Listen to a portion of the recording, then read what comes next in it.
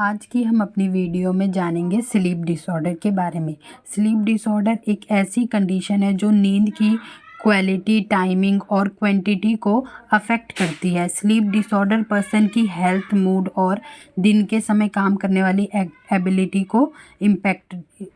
पर इम्पैक्ट डालती है। अब इसके टाइप्स के बारे में पढ़ेंगे कि स्लीप डिसऑर्डर वैसे तो 80 से ज़्यादा टाइप्स के होते हैं, बट इनमें से जो मोस्ट कॉमन है हम उनके बारे में पढ़ते हैं। पहला है क्रॉनिक इंसोमिया। इसमें पर्सन को जितनी नींद आनी चाहिए उतनी नींद वो नहीं ले पा रहा है, मतलब अच्छी नींद वो नहीं गेन कर पा रहा है। वैसे हमें 8 घंटे की नींद की ज़रूरत होती है, बट आप उससे कम नींद ले रहे हैं या आपको बिल्कुल नींद नहीं आ रही है, तो ये इंसोमिया का कारण है, मतलब ये इंसोमिया के लक्षण है। दूसरा है ऑब्स्ट्रक्टिव स्लीप एपनिया।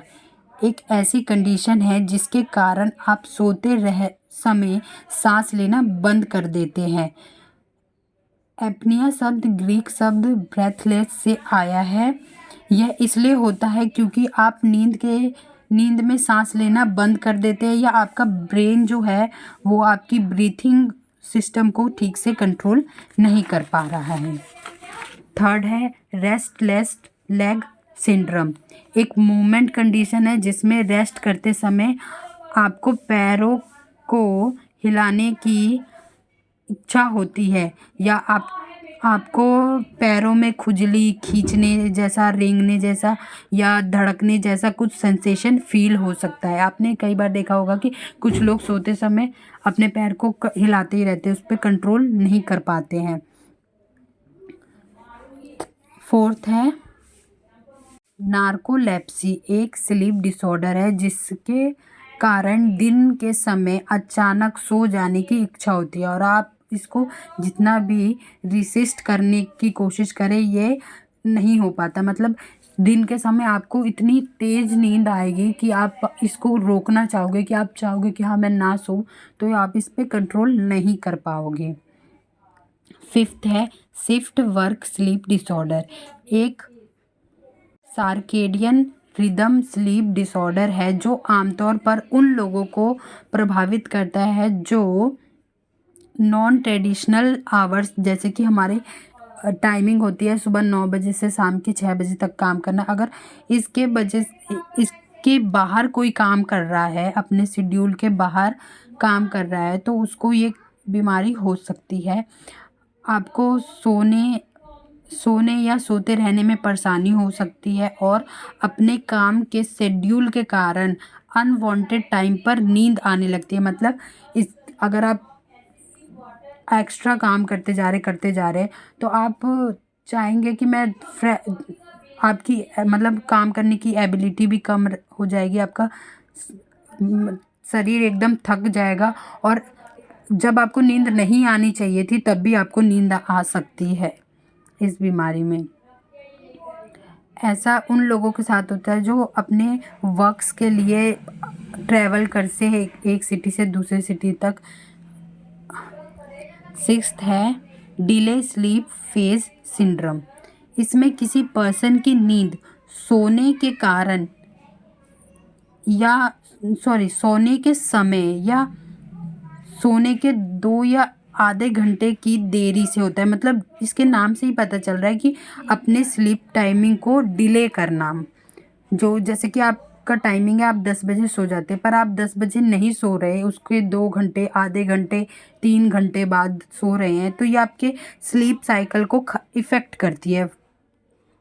जैसे एक एग्ज़ाम्पल है इसमें कि आप जैसे 10 बजे सो रहे हैं और सुबह 6:30 बजे जागने के बजाय जो डिले स्लीप फेजेस सिंड्रोम वाले जो व्यक्ति है उनको रात में सोने में दिक्कत होगी, अपने टाइम पे सोने की दिक्कत होगी और वो थोड़ी देर बाद सो तो जाएंगे बट उनको सुबह अपने टाइम पे उठने में कठिनाई होगी। 7th है REM sleep behaviour disorder. REM मतलब रैपिड आई मूवमेंट। एक ऐसी कंडीशन है जिसमें आप नींद की रैपिड आई मूवमेंट अवस्था के दौरान अपने सपनों को फिजिकली या वोकेबलरी एक्ट आउट करते हैं। मतलब कुछ लोगों को आपने देखा होगा वो सोते समय ऐसे मूवमेंट करते हैं, कुछ बोलते रहते हैं, कुछ फिजिकल एक्टिविटी करते हैं। जैसे कुछ लोग तो नींद में चलना स्टार्ट कर देते हैं, कुछ बोलना स्टार्ट कर देते हैं। जब आप सो रहे होते हैं तो आप अपने कार्यों के से अनजान होते हैं। और जो REM स्लीप बिहेवियर डिसऑर्डर वाले जो पर्सन होते हैं वो अपने मूवमेंट्स पे कंट्रोल नहीं कर पाते हैं। जो RBD एक पैरासोमिया है, जो एक स्लीप डिसऑर्डर है जिसमें अनयूजुअल और अनडिज़ायरेबल फिजिकल इवेंट्स और एक्सपीरियंस शामिल होते हैं, जिसमें जो आपकी नींद में बाधा डालते हैं। अब इसके सिम्टम्स और कॉजेज़ के बारे में पढ़ते हैं।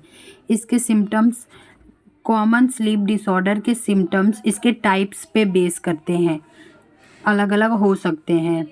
जैसे कि सोने में कठिनाई होना या नियमित रूप से सोने में 30 मिनट से अधिक समय लगना, ऐसा delay sleep disorder phases syndrome में होता था।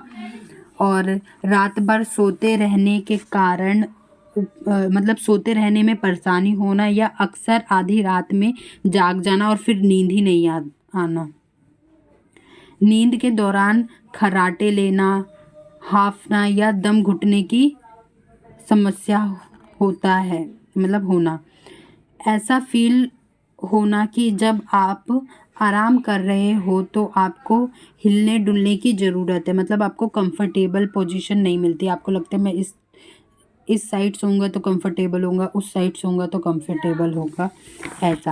ऐसा फील होना जैसे आप जागने पर हिल नहीं सकते। मतलब ऐसा कभी कभी ऐसा भी फील होता है कि हम जाग तो जाते हैं बट ऐसा शरीर में इतनी ताकत नहीं होती कि हम उठ जाएं बेड से, नहीं। अब दिन में बार बार झपकी लेना, मतलब जिन लोगों का शेड्यूल ख़राब होता है सोने का, उनको मतलब दिन में अनवांटेड टाइम्स पे नींद आने लगती है। और बिहेवियर उनका चेंज हो जाता है, वो थक जाते हैं, चिड़चिड़े हो जाते हैं, उनकी मूड स्विंग्स भी बहुत होते हैं। अब इसकी कॉजेज़ क्या हैं,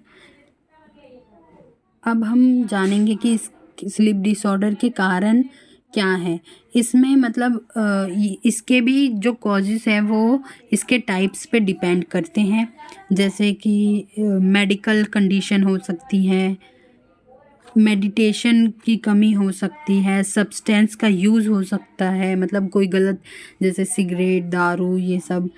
और लाइफस्टाइल की चॉइस होती है, कुछ लोगों को नाइट में जागना पसंद होता है, देर रात तक जागना पसंद होता है।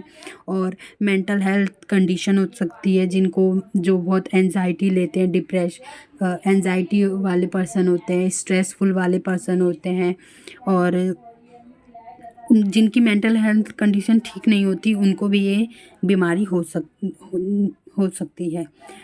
थर्ड है और नेक्स्ट है जेनेटिक्स, मतलब कुछ हमें जेनेटिक्स के द्वारा भी मिलते हैं।